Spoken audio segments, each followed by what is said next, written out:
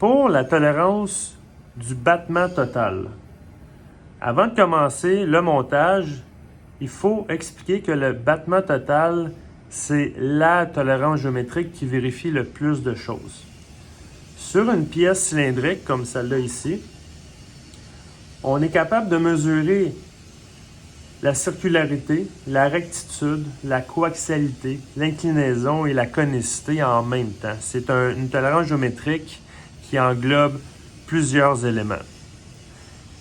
J'ai un exemple ici d'une pièce.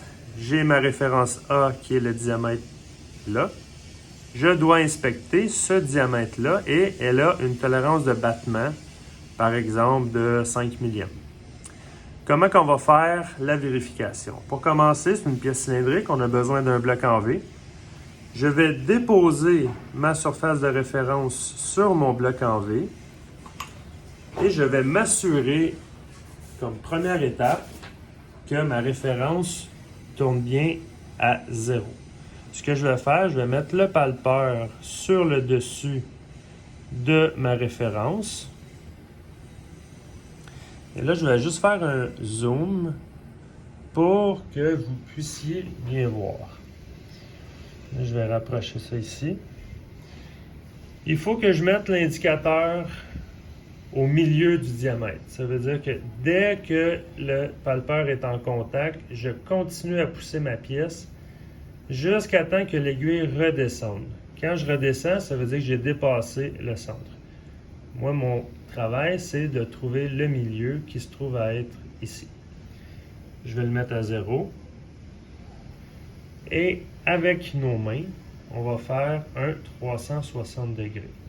La première étape, ça va être vraiment de s'assurer que la surface de référence est bien stable dans le bloc en V, qu'il n'y ait pas de variation plus que 5 dixièmes de millième. Pour l'instant, c'est parfait.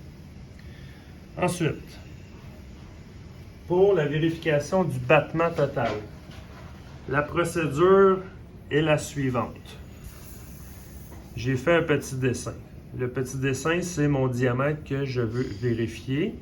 Et mes lignes, c'est justement des révolutions que je dois faire autour de mon diamètre à vérifier et je dois noter les variations. Je vais prendre le palpeur, je vais y aller pour commencer sur le bord gauche de mon diamètre. Et je vais faire la même chose, trouver le point le plus haut pour être au centre. Jusque-là, ça va. Je dois faire une révolution de 360 degrés sans bouger ma pièce de gauche à droite le plus possible. Si on est capable de s'appuyer contre le bloc en V, c'est encore mieux. Ce que je vais faire, je vais avec mes mains tourner ma pièce de 360 degrés. Là, on voit que l'indicateur bouge. Ce que je vais faire, je vais prendre mon point, par exemple le plus bas, qui se trouve à être ici. Je vais le mettre à 0 et je retourne ma pièce et je vais noter le point le plus haut. J'ai environ 4 millièmes. Ce que je vais faire, je vais le noter sur ma feuille. Le premier point, ici, je vais mettre 0, 4 millièmes. Et je continue, je fais autant de révolutions que nécessaire. Dans mon cas, moi, je vais en faire 3. Le minimum, c'est 3 pour que ça soit quand même assez véridique. Je vais recommencer la même opération, mais très important, ne jamais rebouger l'indicateur ici. Parce que là, ce qui arrive avec le battement total, c'est que je viens faire 3 révolutions et je dois les comparer tous ensemble.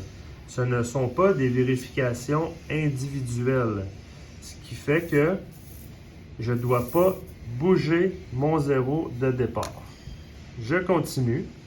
Je m'en viens dans le milieu de ma pièce. Je trouve mon point le plus haut et je refais une révolution. Mon point le plus bas est toujours à 0, pareil comme l'autre révolution. Mon point le plus haut est rendu à environ 4 millièmes et demi. Je vais noter 0, 4 millièmes et demi. Et je vais faire une révolution, une troisième à droite. Je trouve le point le plus haut et je continue à faire des rotations de 360 degrés. Mon point le plus bas se trouve toujours... Bon, ici on est à environ 1 millième en bas. Ça, il faut le prendre en considération. On va l'écrire sur notre feuille à moins 1 parce qu'il est en bas du 0. Moins 1. Et mon point le plus haut se trouve à 5 millièmes environ. 4 millièmes et demi, 5 millièmes.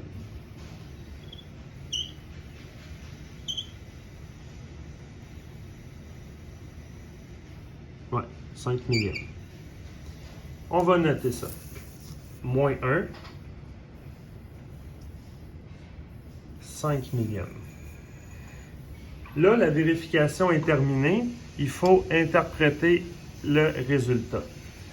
Là, le battement total, c'est vraiment les 3 révolutions qu'on a fait. Ils sont toutes dépendantes l'une de l'autre. Ce qui fait que je dois prendre ma valeur la plus basse de n'importe quelle révolution que j'ai fait. Ma valeur la plus basse, ça se trouve être à moins 1. Et je dois prendre ma valeur la plus haute de n'importe quel cercle.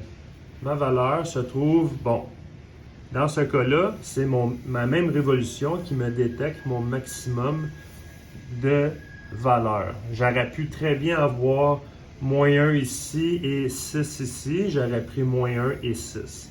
Mais il faut prendre le plus bas et le plus haut de toutes nos vérifications. Et on fait la différence entre les deux, ce qui me donne finalement 6 millièmes de battement total. Si ma tolérance était 5 millièmes, ma pièce n'est pas conforme. Si ma tolérance était, exemple, de 3 millièmes de battement total, ma pièce... excusez-moi, si mon battement total était de 10 millièmes, ma pièce serait bonne. C'est comme ça qu'on interprète le battement total, à ne pas confondre avec le battement simple que je vais vous expliquer dans une autre vidéo.